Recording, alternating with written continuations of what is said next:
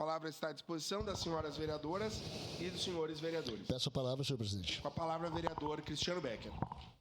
Senhor presidente, nobres colegas vereadores, quem está aqui no nosso plenário, quem está nas redes sociais, hoje não poderia deixar de passar o dia de aniversário da nossa Rádio Viva, ao qual nós temos nossos grandes amigos ali trabalhando, o Fabinho, que está aqui conosco hoje também, o Paim, o Caiobá, o Fabiano, grande amigo, o Maicon também. Então, desde 1990, está a Viva informando, trazendo a informação, trazendo verdade.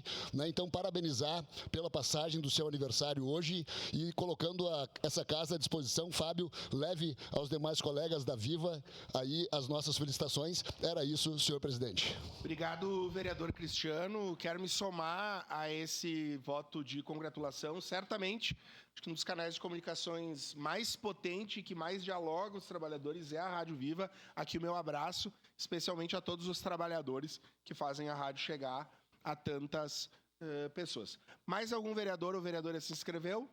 Não? Encerrada as pequenas comunicações.